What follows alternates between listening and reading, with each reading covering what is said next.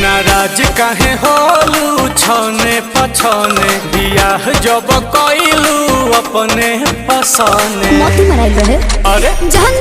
पहिले जे